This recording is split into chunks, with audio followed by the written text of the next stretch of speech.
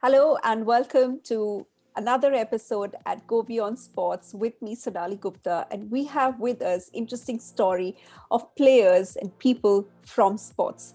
Today with us is a very, very well-known legend who's been a part of the 1988 Seoul Olympic Games team.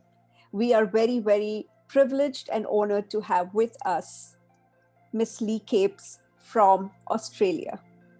Thank you and welcome, Ms. Lee, to my show at Go Beyond Sports. As a part of the 1988 Seoul Olympic Games team, Lee Capes scored the winning goal in the final against South Korea, securing Australia's first gold medal in hockey Olympic history and beginning a golden era that resulted in 3 Olympic golds and 2 World Cup triumphs over 12 years. Capes hails from an impressive hockey pedigree, perhaps unlikely to be matched by many others. Hockey runs deep in the family, as Capes' daughter, Kathleen Nobes, a Hockeyroos, currently part of Australia's women hockey team at the 2020 Tokyo Olympic Games. Kathleen's dad, Michael Nobes, also played in the 1984 Los Angeles Olympic Games and coached the Indian men's hockey team at the 2012 London Olympic Games. Her mother, June Harding, was inducted into the Hockey Australia Hall of Fame in 2018 after her contribution to hockey as a member of the Hockeyroos from 1957 to 1963. So, Ms. Lee, I would like to start with this first question. There is so much of history of sports in your family. What really makes you all choose sports and also choose it at such an international or perhaps at the highest levels possible? It's very Australian, part of our culture, that as a young child, probably from the age of 5, that we get involved in some form of sport. That's very common, particularly learning how to swim and learning how to run. As you know, our country is surrounded by ocean, and learning how to swim from the age of probably 4 or 5 is really important. You are also very vocal about the part where communication plays a huge role in learning. So how do you involve communication in your coaching?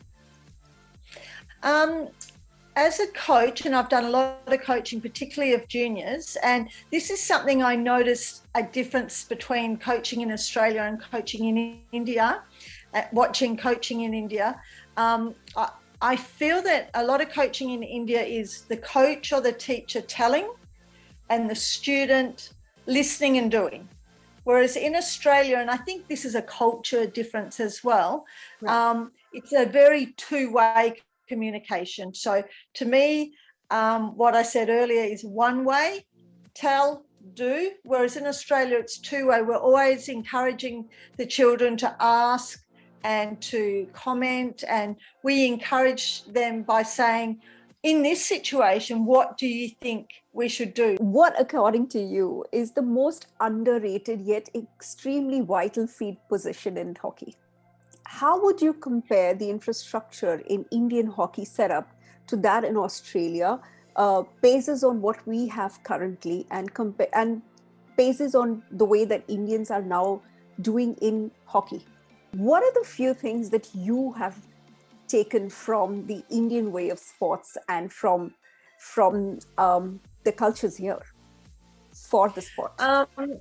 Yeah, I just love the passion of the players. Like I went to a couple of junior competitions particularly and came down, and I got introduced to the players as having won an Olympic gold medal, and just their sheer joy for being a hockey player and being around hockey and their sheer love of going out and playing. I really love that.